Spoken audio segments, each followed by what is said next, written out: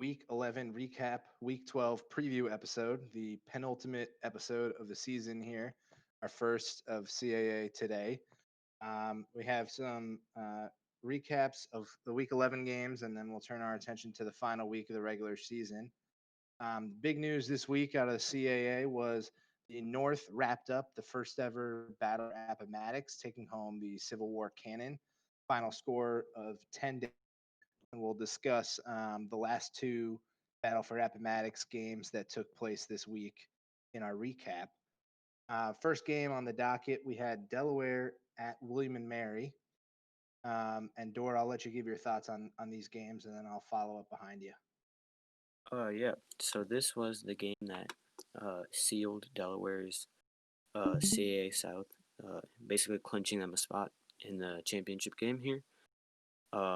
It was a good win. Nothing too out of the ordinary for Delaware. A lot of rushing yards and a plus turnover margin and controlling the clock. Although this was not their best clock management game, they did leave a little bit of time there at the end for William and Mary to get back into it, but unfortunately, the Tribe fell short, and that's where we saw the CAA South close, I guess. I mean, there's not much to add here. Delaware's been very good all season. Yeah, it was a close one throughout. William and Mary certainly had some chances there towards the end to pull off the upset. Would have made for a really interesting Week 12 in the CAA South, but Delaware didn't want that kind of drama. So we now know the CAA championship game will be a rematch of the 17-14 win for Delaware over YSU. Next up, we had Delaware State traveling to Duquesne. Yeah, so this one was our first Battle for Appomattox game, although it did finish after the other one. So we had already lost the trophy there. But Delaware State, I mean, once again, nothing out of the ordinary. A lot of offensive yards, but a really poor defensive showing. Um, Only forcing one turnover. They did give up 340 total yards, but when you gain 600 yards, there's not much to stop that. Duquesne just kind of slipped up a little bit, and they haven't been in their best form these past couple of weeks. So they'll look to recover in week 12. Yeah, it seems to me that Delaware State's defense is starting to find their form here late in the season. The story for Delaware State earlier this season was that they were putting up uh, ridiculous numbers on offense, but seemingly they were playing matador defense and letting everyone buy them as well. And this game really encapsulates the defensive transformation for Delaware State this season. What would have been a one-score game for them earlier this year was an opportunity where they showed their growth and showed the ability to put up points, but to stop their opponent with some regularity as well. Matt, I don't know if your mic is working yet, but if you have thoughts on this game, feel free to chime in. You guys hear me? We can. Yes, sir.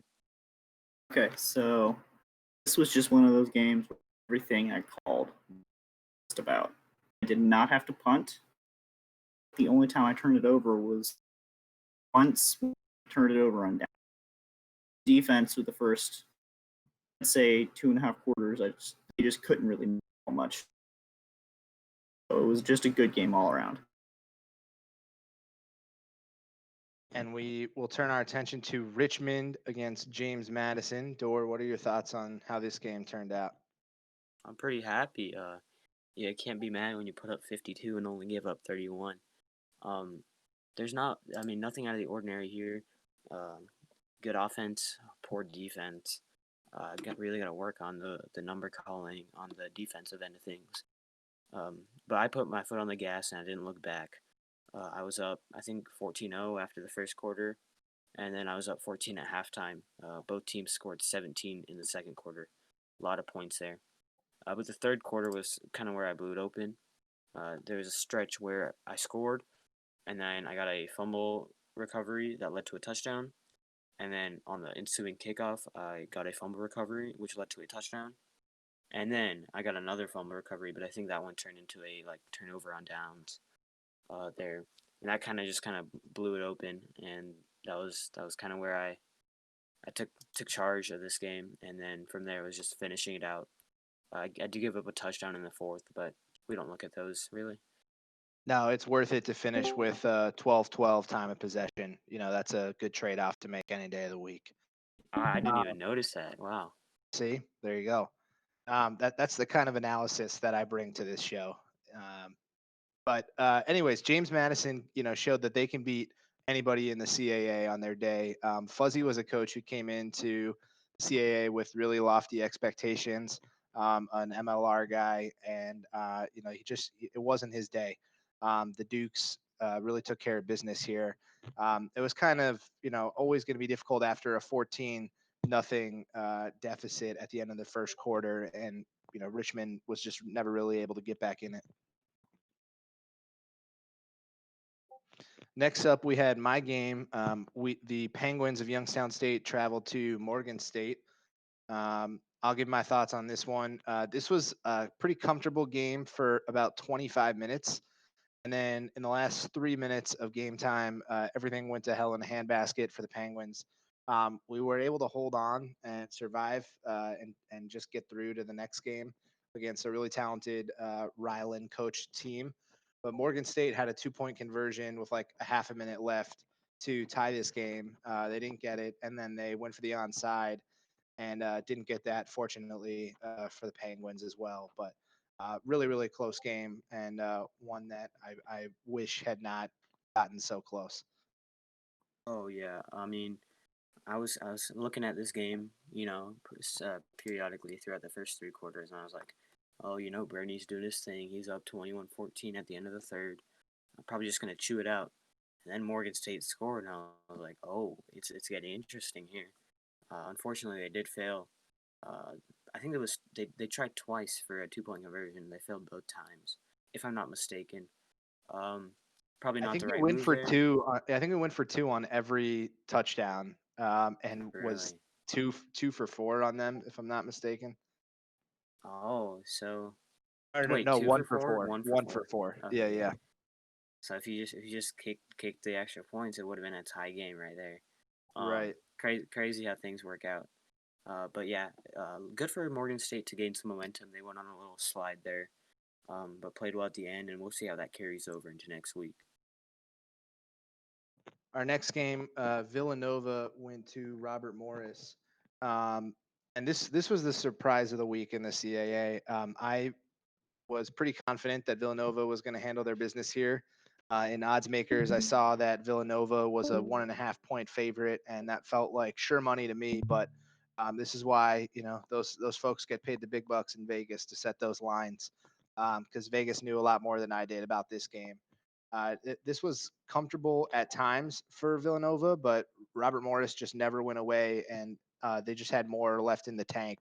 Were able to make ends meet here in the fourth quarter.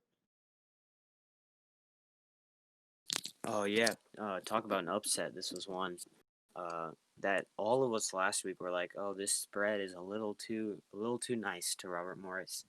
Um, but in the end, Robert Morris ended up winning, and I ruined the sweep. Everyone picked Nova. Everyone picked Nova. I was like, I'm calling this upset right here. Give me Robert Morris. Luckily, that worked out. Great win for them. They go to 5-6 on the season, and Villanova slides to 5-6 as well. And we'll see how things turn out this final week. See how many coaches get to 500 in the CAA. And last but not least, we had Towson traveling to the defending CAA champs VMI. Um, this game was just an absolute bloodbath. Towson obviously wins by 40 points here, despite trailing at the end of the first quarter. Mr. D is now 6-1 in his last 7 games after Towson opened the season 0-4. He took over when Towson was 0-2. Mr. D is my pick to win the CAA North next season, and this game is just another example of why he absolutely destroyed our reigning conference champ. Yeah, talk about being a teacher. He really taught VMI a lesson there. Yeah, down at the end of the first, they weren't playing. They weren't doing too well in the first quarter. But and then they forced 5 turnovers in the ensuing 3 quarters. This game was the game that clinched the battle for Appomattox for the CAA North. I don't want to. We'll be back next year, and I know you're celebrating there, but hey, be prepared next year. The CAA South is gonna bring all we got to these 3 weeks. And speaking of which, you'll see them later as we reveal the schedule. So we are going to reflect back on our predictions for week 11 and what you got wrong. I picked Villanova, and as we discussed, got that one wrong. I also had Richmond coming out as victors and was incorrect on that pick as well. For me, it was the only one I missed was the game where I called the VMI blowout because I really needed it for the battle for Appomattox. Even though I called Robert Morris, I'm still very surprised that game ended the way it did. Our CAA Coach of the Week, I'm giving it to Depp and Robert Morris for the second week in a row, actually. Gave it to them last week after they upset Delaware, and giving it to them again. Maybe we should have learned our lesson, or I should have learned my lesson. I won't speak for you, Dor, since you did predict Robert Morris to win that game, but I definitely slept on them against Villanova. Villanova is a really good team to beat, and Robert Morris was overlooked by some of the pundits here on CAA Today, myself included, but they used that motivation to take down a second top caliber opponent. Yeah, no question here. Everyone overlooked Robert Morris, myself included. I didn't honestly believe they were gonna win. I just kind of called it to ruin the sweep. And a great win for them. And Deb slowly putting together a really good resume. They've got a win over me, win over Edge here, almost beating Delaware last week. Or no, they did beat Delaware. Sorry, they did beat Delaware. Um, they're a good coach, and these past couple weeks have shown with the true capabilities of Robert Morris. Or I'll let you tick through our next segments here, starting with the stat of the week. Oh yeah, so we're talking about Team Elo today. I did write Cal Poly at 17-18, having the highest Elo right now, but they're a little bit farther away from the highest Elo ever. I do want to talk about both University of Lafayette and University of North Dakota. Lafayette lost their game earlier this week, and that dropped them to a 1297, which is officially the lowest Elo until North Dakota officially loses to North Dakota State at the deadline, and they drop to 1295. Obviously, with like a 1-10 team in UND and UL being 2-9, you expect some low elos. I was not expecting a record to be broken this season, especially considering like how FCS season 1 was kind of played out. That the little like you know mess that kind of was. Um, to set a new low elo record, I mean that's kind of crazy, and especially it being a Reddit only coach, he might not even know that this is a thing, or he or she, sorry, might not know that this is a thing. So I found that kind of interesting. And moving on, we have the player of the week. These were kind of obvious for the first one. Offensive player of the week. It's been a constant throughout the season. The number 6 freshman quarterback from Delaware State, Terrell Frank, had himself a game. 54 completions on 61 attempts for 579 pass yards and 7 total touchdowns. He's most likely going to be the CAA Player of the Year, as well as the CAA Offensive Player of the Year. Without question, probably one of the like standout performers from the season. As for defense, it was kind of a mess because defensive stats are a little bit harder to track, and we've kind of fallen into that like inactivity player right now, where people aren't telling me their stats as often. We did get the Towson Tigers, Trevor Gilmeister, who is also the coach of a Australian rugby union team, if I'm not wrong. He's like 56 years old. Don't know if he's eligible to play, but honestly, that's the whole Towson team right now. The linebacker with 7 tackles, 1 sack, and 1 pick. As we see CSU in there. How you doing, CSU? What's going on, guys? Good to hear Nothing from you. much. Yeah, man. Good to have you here. Finally, yeah, it's been a hot minute since I've been trying to get on here. Don't have kids, people. I'm telling you. Welcome to the pod. Thanks, man. How's everyone doing? Good, good. Pretty Dory, good. you want to talk us through these CAA power rankings as voted on by Yes, the sir. coaches of the CAA? As always, as voted on by the coaches of the CAA. I don't know when that originated, but it's there, and we haven't taken it out since. Number one and number two are givens right now. Youngstown State unanimous number one, Delaware unanimous number two. Coming in at number three, only dropping one number. Only dropping one point, I guess. Towson with 39 votes, not a surprise there. VMI, even after that tough blowout, still sits at number four. William and Mary at five, and Nova slides down to six. Rounding out the bottom half, I jump up to seven with 27 points. James Madison there, and then Robert Morris, Delaware State, Morgan State, Richmond, and Duquesne close out the bottom. And right there at the bottom, Richmond and Duquesne both had 2 votes for 11th, both had 2 votes for 12th. So there was a tiebreaker there, and the tiebreaker was tied, obviously. So I went ahead and looked at Team Elo, and Duquesne is lower than Richmond, so they fall to number 12.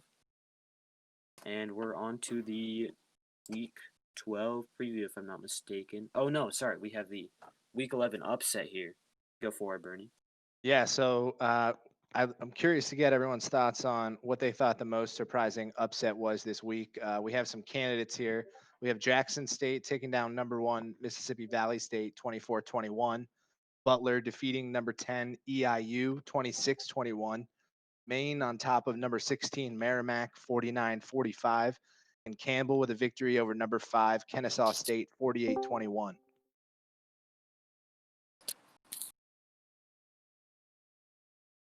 Anybody have any thoughts on which of those was the most surprising upset this week? Maybe we'll start with you, CSU. I want to go. Well, I think the obvious one would be MVSU getting upset. Brady's a powerhouse.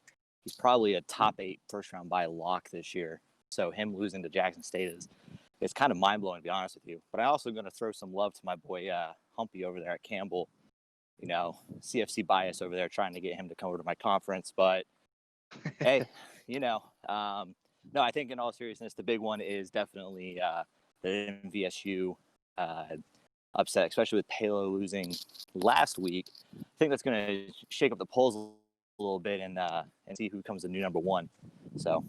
Yeah, I agree with you. That was the one I picked, Mississippi Valley State. Obviously a 3-point loss, not that bad of a loss at all, and especially going 10 weeks without a loss. Always, it's just a credit to the work that MVSU has done this season to make it this long without a loss. But certainly didn't expect Jackson State to be the team that broke that streak for them. So anytime number 1 goes down, I think that's the upset of the week. Yeah, no questions here. It's got to be Brady falling. I will say though, I do think they're gonna fall a little bit farther than Bethune-Cookman fell. I do think they fall to 3, and we see Bethune-Cookman number 1 and YSU 2. But I'll ask that question later so that we can get everyone's thoughts on it. And Edge here says the same thing. We said it last week too, but I think the number 1 team dropping to an unranked is big. So it's time for everyone's favorite segment, contender and pretender. I'll go first. My Week 11 contender was UT Martin. They only have 2 losses on the season, but I believe this was their first win against a team that's in the top half of the composite. So this was their first real showing against a team that has had a strong season. And Merrimack is my pretender this week. They were still in the hunt for a division championship. I know Danny mentioned on his impromptu podcast that Merrimack was his dark horse. And then they laid an egg this week, and it's going to be hard to see them, advancing very far in the playoffs if they even make it. So they pick up my pretender of the week. For me, yeah, contender UTM. Everyone else is kind of like we know a lot about other schools. We didn't know much about UTM until this game. And for me, my pretender, Kennesaw State, but I'm going to explain it. I had Kennesaw State as my national championship pick like 1 or 2 weeks ago. And while Campbell is a good coach, I don't think a national championship team would lose by 26, 27 points to an unranked. Therefore, they are my pretender. Obviously, shout out Brady being a pretender. Now we can actually say it. That was a good meme, like week 6. That was pretty funny. But Oh, yeah, man. and then Edge here, UTM Merrimack is contender pretender matchup for him. I'm going to throw my 2 cents in there. I think a contender that no one's looking at is Furman. And I think there's some obvious reasons behind that. Obviously, with Oga coming back and getting in there, I mean, he's 1 game away from winning. He's already clinched the conference championship game. Berth, if he wins, I think that's a scary matchup for people. Now, he's probably going to have to win 4 games, but I think he's a true contender there. And I think a lot of people are overlooking that. I agree. Do you want to incur the wrath of anyone and nominate them as pretender of the week? It's really fun. Ooh. I'm probably going to go with, if I had to pick a pretender, I'm going to stay CFC just because I know that, obviously. I'd probably have to go Wofford. He's got a good record. I think he's 8-3 or 8-3 after this week, or 7-4. But he just he plays me this week, so if he loses, I definitely think that that gives him the for sure pretender in my mind. But don't really think he's beaten anyone. The CFC, I thought it was going to play strong this year, and it ended up not playing as strong as I thought it was going to. And I don't know if he has the momentum to get in there and get in the playoffs and do what he needs to do, even though I love Zelk with all my heart. Yeah, and given that the CAA has a conference challenge set up with the CFC next season, I would ask that you please not play as strong as you think next season as well. We would appreciate it. Yeah, please. Yeah, if you guys could just not show up for that week, it'd be really appreciated as well. we might be sending everyone some liquor in advance of those games. Don't send them to Junie. They love them too much, I tell you. We'll turn our attention to week 12 now, final week of the regular season coming up here. Not a ton to play for in the CAA. Both divisions were wrapped up last week. However, lots of important milestones for records are on the line here. A lot of teams trying to get to 500. A lot of teams trying to finish with a better record than they did last season, and teams trying to build momentum heading into the offseason here. So the first game we'll discuss is James Madison at Delaware. James Madison has quietly won 3 in a row. They were 2-6, and they have a chance to finish at 500. I expect them to make Delaware work for this one. Delaware still expecting a playoff spot as long as the wheels don't come off for them here. I think the Blue Hens will have enough to pull out a narrow victory, 28-24. We all are kind of against predicting our own games, but I do it anyways. I do think it'll be close. I think I've played very well these past 3 weeks. Past 4, if you want to count one of those losses that I think I did well in, unless that was a VMI game. We don't talk about that. Losing by 60 is never good. But I do think it'll be close. 35-28 is my prediction. I think UD wins late. I'm known to not have the best fourth quarters here.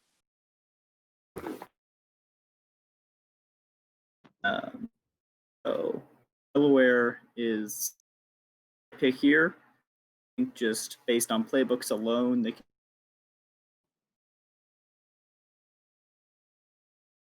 Shoot, is not. There we go. Yeah. Delaware pulls it out in the end. 28-20.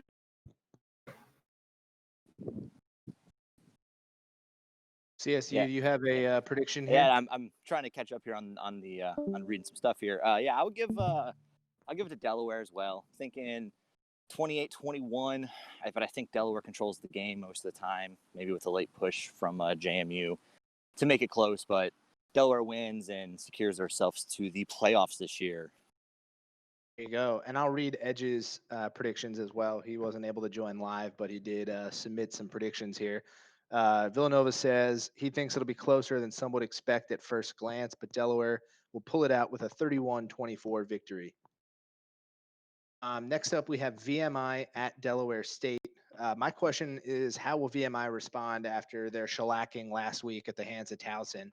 I don't think they have the motivation this week, and I think Delaware State pulls out a 45-35 win. For me, they don't have motivation. Obviously, the CAA South has been wrapped up, but they do not lack skill. The best name in the FCS, the Poop Eater, wins by, I say 14. It'll be a high-scoring one, no doubt. 56-42. I'll take VMI here. Get a bounce back win, and I don't know. Do they have an outside shot for the NIT? I guess we'll find out. But bounce back win here for VMI. I'll give them 45-35.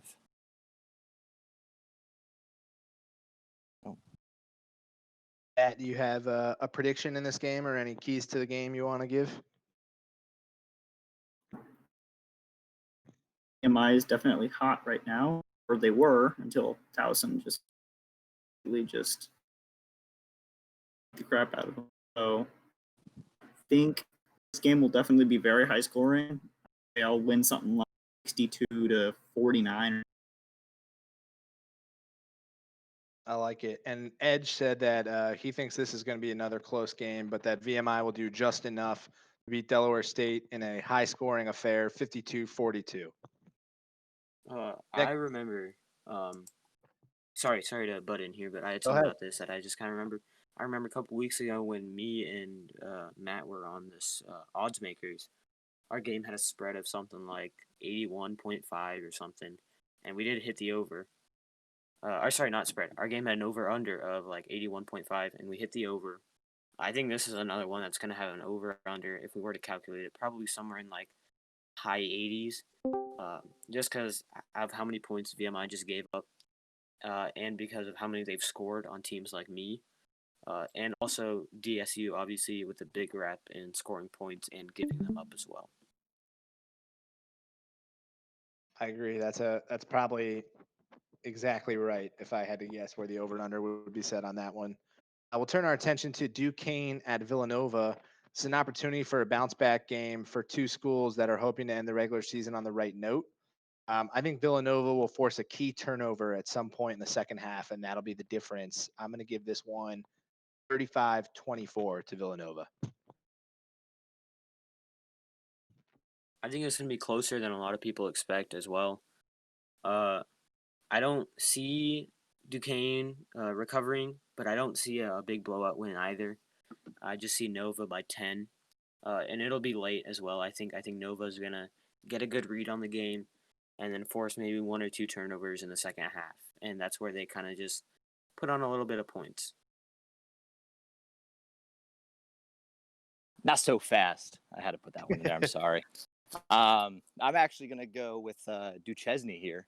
Bring it back. So There you go. bring back some old stuff there. Now, I'm going to go Duquesne here. I think they catch Nova off guard here, and I'll give them a 24-21 win. And like I said, they're going to catch them off guard, maybe get out a 2-touchdown lead in the first half, and then kind of coast from there. Based on what I've seen recently from Duke, they've been on a hard slide for the last 3 or 4 weeks. I think shellacked a couple times out. They play not so good defense in a offense-heavy conference. I think that's going to hit them. Nova's going to win big, like 42-20. Yeah, Edge has some thoughts on his game as well. He said he just doesn't really know anymore. At one point, the ceiling for Villanova looked really high, but they're on a bit of a slide now. He says he'd really like to get his defense back and finish his rookie campaign with a 500 record. So no prediction, but those are the hopes from Villanova. William and Mary will travel to Richmond, Virginia this week. Richmond has started to sputter after a promising start to their career in the CAA.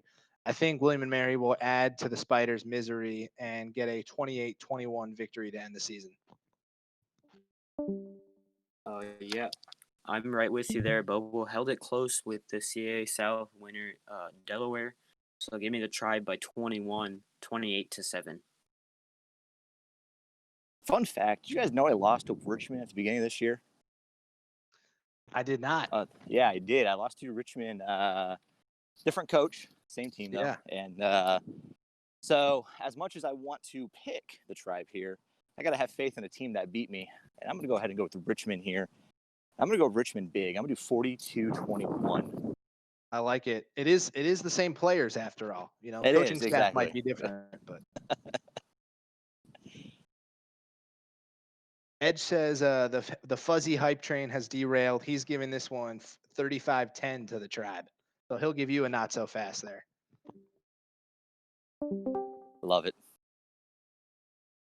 Next up, we have Robert Morris traveling to Youngstown, Ohio to take on the Penguins. Penguins aren't going to be looking ahead to the conference championship game. We've seen what Robert Morris is capable of these last 2 weeks. They took down Delaware and Villanova in each of the last 2 weeks. So I think YSU stays focused. I think this one will be close, but give me the Penguins 31-27. You know what? If we're sticking to the theme of not so fast, sign me up for one right now. Because I picked an RMU upset last week, and I'll pick it again. So give me Robert Morris. Give me the Colonials by 6, 27-21. And I think they're gonna pull it out late. You saw how Youngstown State in that overtime classic game against Montana State, they won late. I think RMU is gonna turn it around, hit them with a Uno reverse card, and win on a last second touchdown. Yeah, Bernie, do you think you're going to win this week? I do. That's good enough for me. I'm going to give it to Bernie here. My selection the way I select games here is very, very rudimentary, I think. Anyway, I give it to Bernie. I got to have faith in my fellow conference commissioner winning his game, even though this is kind of a tune-up game for them for the conference championship. I give it to Bernie, 28-21. I like it. Edge says that Youngstown State has come too far and risen too high to lose now. He thinks it'll be close. Robert Morris seems to have found their rhythm, but the Penguins will take it 24-20.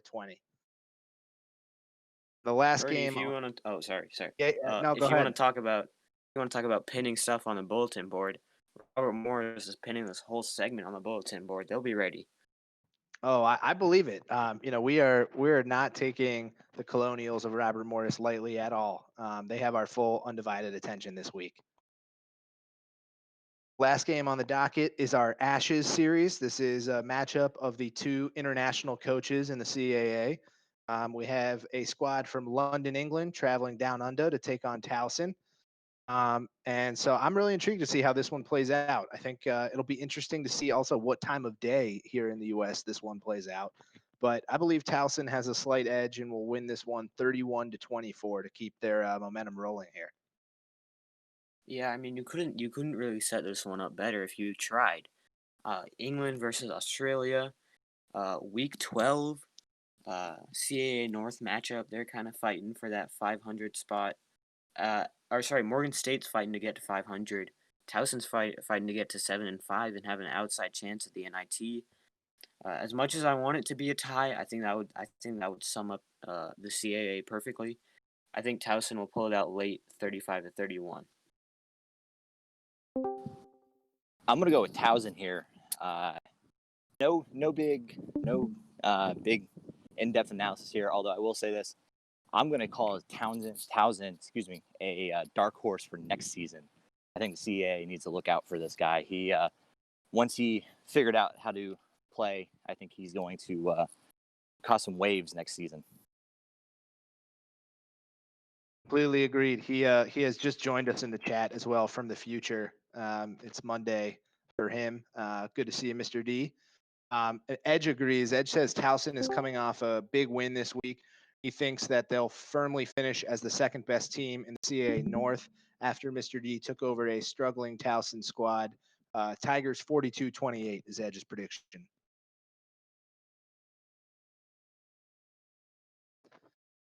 All right, so this segment is CAA Conference Championship game ins and outs. The math here is very simple this week. No matter what happens, YSU wins the North and Delaware wins the South.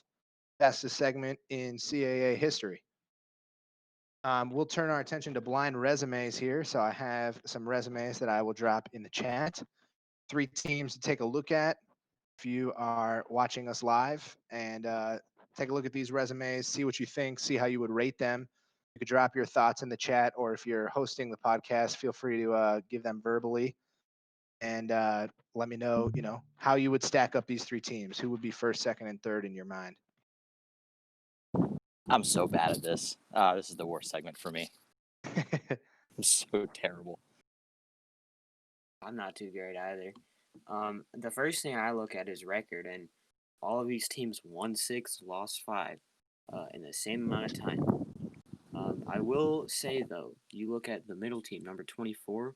They have the highest composite strength schedule. I do think they're all ASUN teams based off of how high the composite is. The strength of schedule is. I couldn't tell you any differences. They all look pretty equal to me, if I'm being honest. Those records don't lie. That's for sure.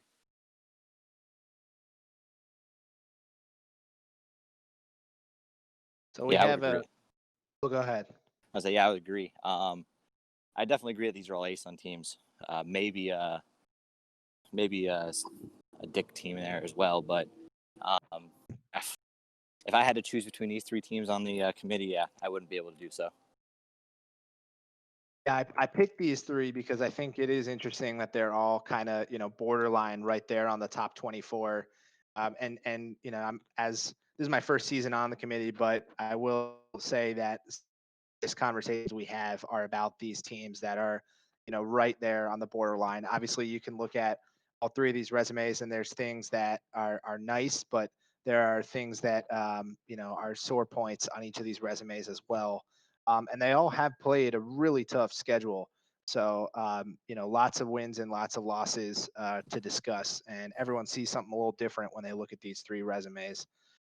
Einstein does have one of the 3 correct. So the team all the way on the right is Yale. And the other 2 are ASUN representatives. We have Jacksonville State on the left and Campbell in the middle. So it'll be interesting to see, how these 3 teams shake out in this week's rankings. And obviously, Campbell playing number 13 Mercer next week has the biggest opportunity to help their case with one more game to go. Yale kind of has, the meat of their schedule behind them. Their last games against number 92 Harvard. So we'll see. We'll see if any of these or all of these get in at the end of the day. But I think these 3 teams are very close together, and that's why I wanted to pick them to discuss. That's a good shout. They're around that 6-5 range. They could get into the NIT if they all win out, or they do well enough, and they get some help with their opponents winning as well. Yeah, I think. Go ahead. Sorry. I don't see Campbell getting in at this point, as much as it pains me to say. I want him to get in because, once again, Humpy, CFC loves you, my man. But I think Humpy ends up being a top 4 seed in the NIT, to be honest with you, meaning he's going to be a first 4 team out is how that seeding is going to work. So I do see that. And then I'm not sure. Not sure the rest, to be honest with you. So. Or do you want to lead us through the CAA Season 5 conference schedule reveal? Oh, yeah. So if you guys are looking at the screen that I'm sharing right now through the CAA Today account, this is going to be a totally just me talking through games. You guys might have some comments that you want to add. But welcome to our Season 5 schedule release, our conference schedule release. So starting off, Week 3, first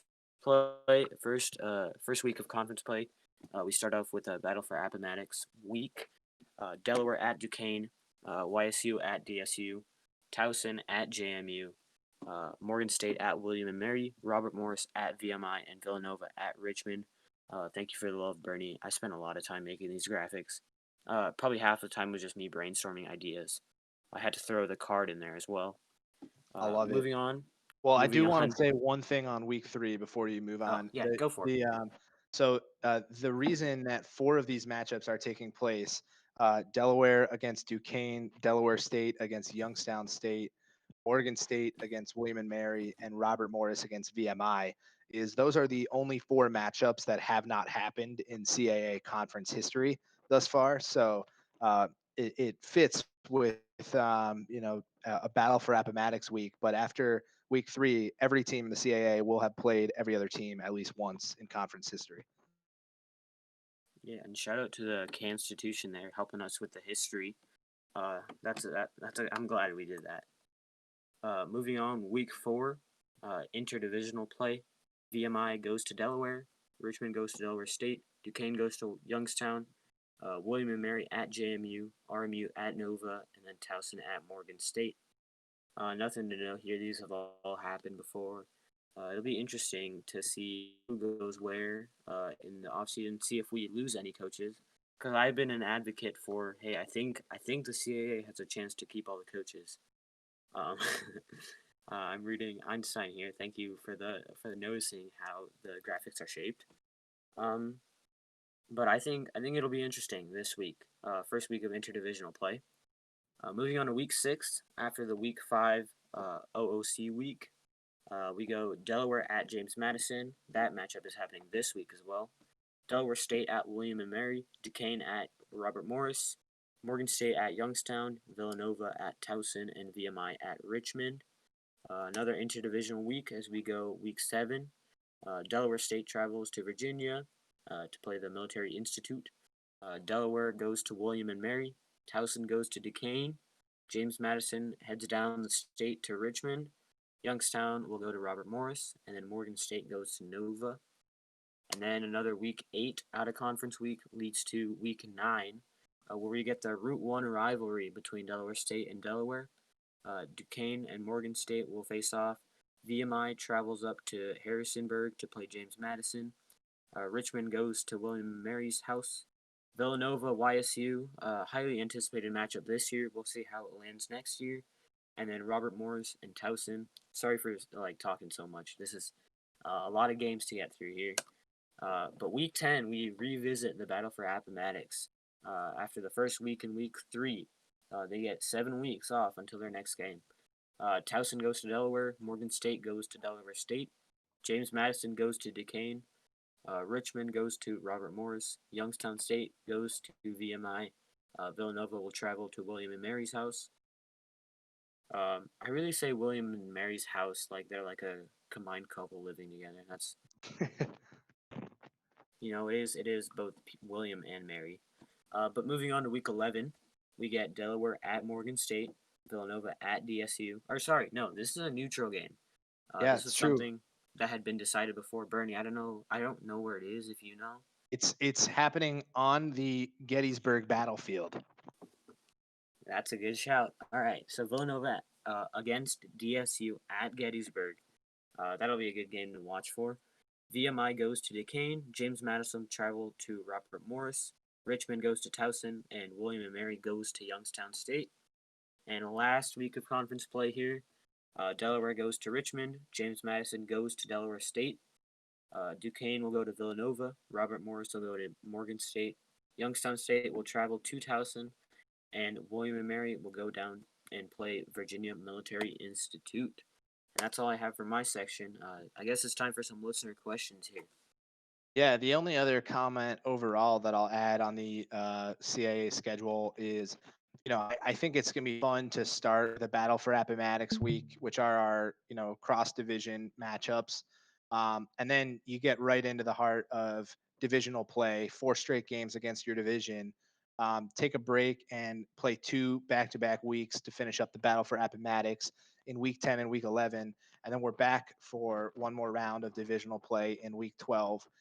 There was some, strategic scheduling in a couple of these weeks. I mentioned in week 3 having the matchups that had never occurred before in week 3 to round out our CAA history. Also, we have the neutral site game in week 11. And then in week 12, there's a few matchups here that, depending on how seasons go for teams, could really decide divisions. So Youngstown State will play Towson. CSU already mentioned Towson as a dark horse, not just for the CAA North, but maybe even for the playoffs next year. So that one could decide the North. The current defending CAA champ, although this will change in a couple of weeks, will play William and Mary, who was hanging around in basically every game.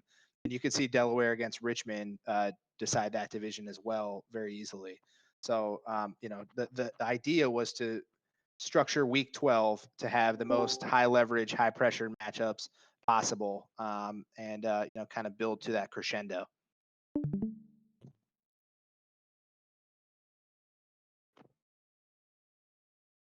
So I think now we'll turn to our listener topics, as Dor mentioned. The first listener topic was submitted by our guest today, CSU, asking us to predict the teams that will be in the NIT. Dor, do you have any thoughts there? While I don't know, I'm not as in depth as to protect a full NIT field. There are some teams that I would love to see make the NIT, and those include Drake, Northern Iowa, PVAMU, Central Arkansas, Elon, Stetson, and Mercer. I do think all of those teams could be like either the guaranteed teams or they're like the decided teams from the committee. So Yeah, I when I think, asked this, go ahead. no, go ahead. Go ahead. When I Your asked this question, I didn't really fully think about how difficult this would be because a lot of the teams that get into the NIT are also almost predetermined by what the committee picks on who doesn't get in. So with that being said, I'll give an example out of my conference is if Furman plays Western Carolina, which is potentially going to happen, I think both those teams get in. So where the loser of the conference championship game gets an automatic bid into the NIT, you run into that fact where there's going to be some tough decisions for the NIT. But I think, some shoo-ins just from me. I think Wofford gets in. I think Elon for sure gets in if they don't make the conference championship. I think, and then can't think of their name right now. Get back to me. I'll get you my third team here in a second because I had written it down. And I got to go find it. I think the NIT could really feature a lot of CFC teams. There's a lot of schools that have had a really good season. Maybe not quite enough to make the playoff field, but that's what the NIT is for. So this could be the CFC show here in the NIT. Looking at the way that the teams get selected, the first four out of the playoff committee, auto bids from the conference championship game losers, and then the rest by some sort of selection system. The teams I would expect based on kind of where they are now and what the conference championship games could look like. I have Yale, Florida A&M, Sam Houston State, Campbell, Fordham, North Carolina Central, Hampton, Valpo, Prairie View A&M, Jacksonville State, Elon, Western Carolina, Stetson, Montana, Drake, and Abilene Christian. I think that NCCU pick is extremely interesting, to be honest with you. Yeah, NCCU, I think there's maybe second in the division there, or maybe even lead. Yeah, I didn't realize this until Jocks came out with the conference championship game clinching for the North. They have an outside chance to make it to the conference championship game this year, and I think they have three losses. It's crazy. Yeah, so 3-1 in the division there. They do have a negative 50 point differential overall on the season, but still have a winning record. So, if they get to 7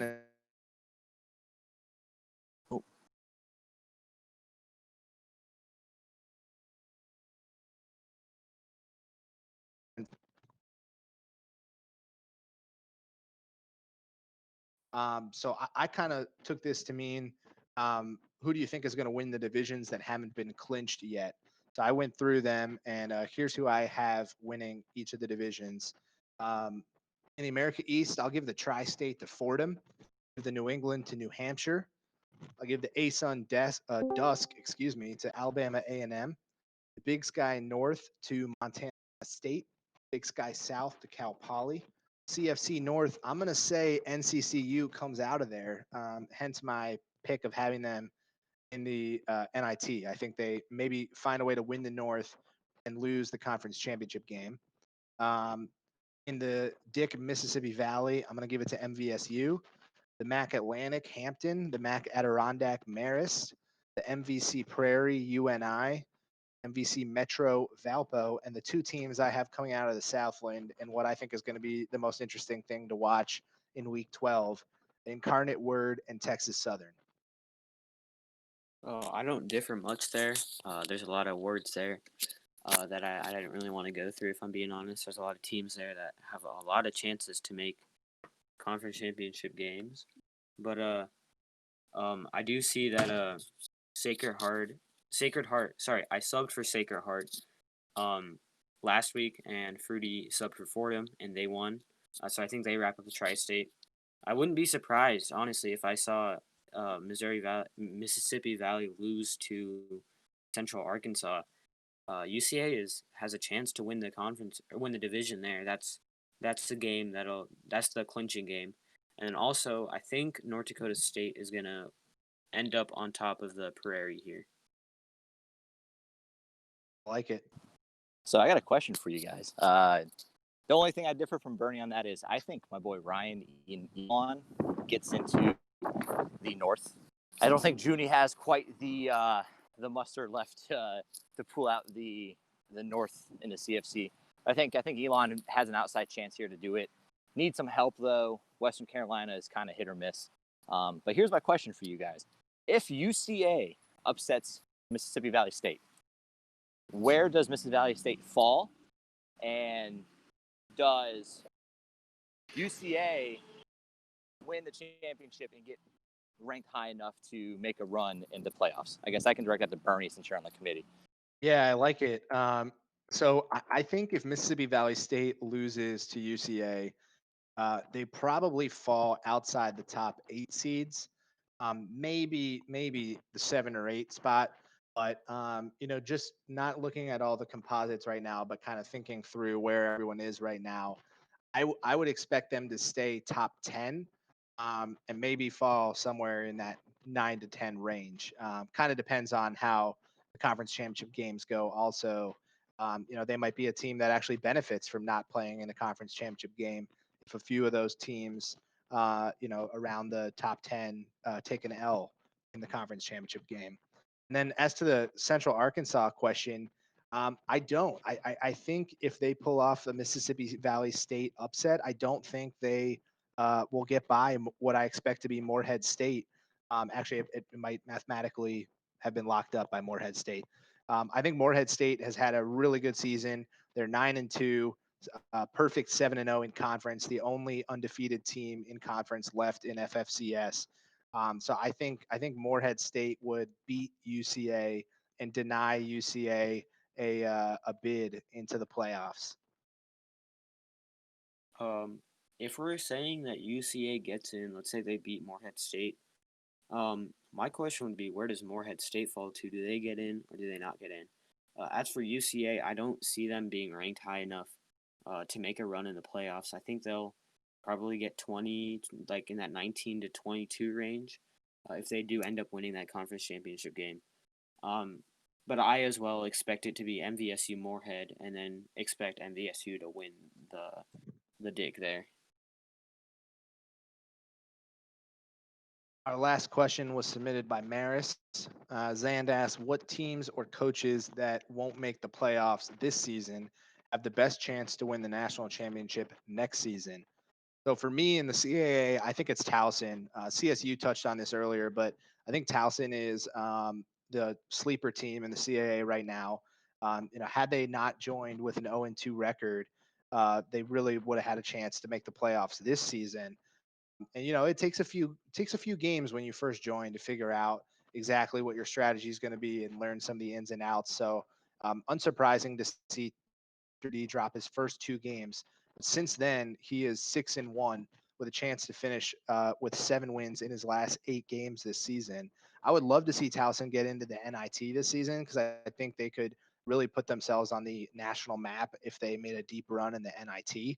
But that's my pick within the CAA. I'm also going to go with Elon, who CSU touched on, as a team that may not make the playoffs this season, but has shown a lot of promise. I know Matt at Delaware State has a lot of respect for Elon after they played last season, and may want to match up with Elon again next season when we do our CAA.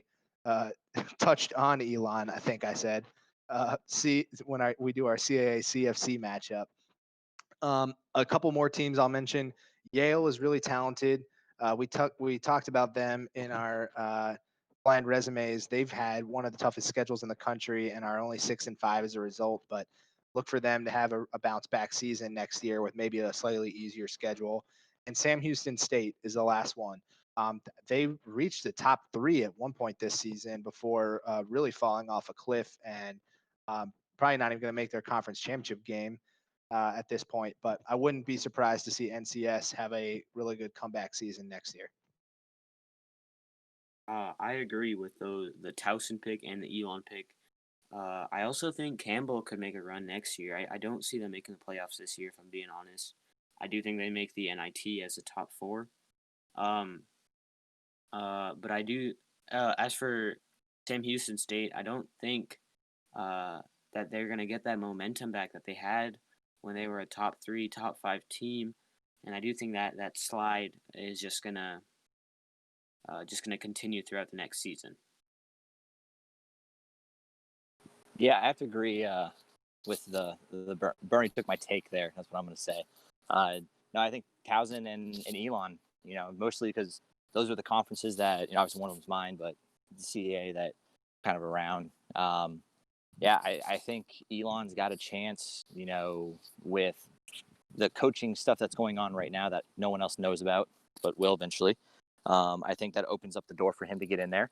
And then I think with Towson, those 2 games that he lost at the beginning of the season definitely pushes him back. But like Bernie said, he's 6-1. Like that's a great record to have, and I think he's gonna be a top 5 team next year. I'm gonna go out there and say that top 5 team, Towson by I would actually probably say by week 5 he's getting there by the coaches. So I like it. So if anyone else in the chat has a question they want us to touch on here, we can go ahead and do so. Otherwise, we can wrap up. I think Dor asked me at one point if Furman was going to repeat or I should repeat that and say Uga was going to repeat as national championship. As much as I want to say yes, I don't think he does. I think someone's going to figure him out at some point, figure out his game, figure out how he plays, and I don't think he makes it to national. I think he may make it to national championship. I don't think he wins the national championship. As much as I want one in the CFC. I mean, yeah, that makes sense. He did get figured out in the FBS a little bit. That's kind of why he lost like 2 or 3 in a row at that point, and kind of just wasn't enjoying it. And that's why he kind of came back to the FCS, which I'm not complaining about, by the way. He destroyed me my first game I ever played, but he's a good coach, and it'll be exciting to see how Furman does this season. I don't know if there's any more questions in the chat. We I don't got know if any one. of the other hosts. We got one from Pilo. Yes. So the question is, why do people on the podcast, and he's including the CAA and the ASUN podcast, never predict blowouts? It seems like every game is predicted to be close. Why do you think that is? Oh, me. Okay. So, I think the reason for not predicting a blowout is just kind of like you're giving up. I'll occasionally pick a blowout. Like this week, I picked William and Mary to win by 21. I don't know if that it like counts as a blowout, but it is a pretty big win. Yeah, kind of what Mary said. It's like you've given up on a team when you predict a blowout, and so kind of out of niceness, got that Midwestern nice in me. But I like to call close games. Also, the close games are a lot more interesting. I have a lot more fun when I'm playing like when I need a drive to win against Robert Morris, rather than when I'm getting beat by 60 points by VMI. Yeah, I would also add 8 of the teams in the CAA are either 5-6 or 6-5. So there's no one with fewer than 3 wins on the season. So any team in the CAA can really beat any team. We've seen some matchups that on paper wouldn't necessarily appear to be very close. Come down to the wire. I think the CAA has come to be defined by close games this year. So I can't speak for why that's the case on the ASUN podcast, but I would assume they would also say it's because of the depth of the conference. I think that's certainly a big part of the reason for the CAA. And I'll speak from my end too. When Ryan and I do the CFC scoreboard and do our point spreads and stuff like that, I mean, when you actually dive into the numbers and look at it, I mean, you're looking we as a community jump out and scream when someone is a 10.5 point favorite. even though the numbers may suggest they're a 10.5-point favorite, I think people see this game and go, well, there's a great equalizer here of this is played with numbers and not necessarily over on the field. If you had Alabama play the Citadel in real life, that's going to be a 66-6 blowout, and no one's going to, glance at that score. You have a 66-6 blowout in our community. That's a big ordeal. Like, that's something that jumps out of the paper to you, because I think everyone's on the same playing field. So I think that's kind of where you get that as well. Completely agreed. All right. Well, I think that wraps up our show here. Appreciate CSU taking the time, coming on the podcast. We're certainly looking forward to the CAA CFC Challenge next season. That'll be a lot of fun. And thanks to everyone who tuned in. Thanks, guys. I appreciate you guys having me. Good luck in week 12, everyone. Peace out.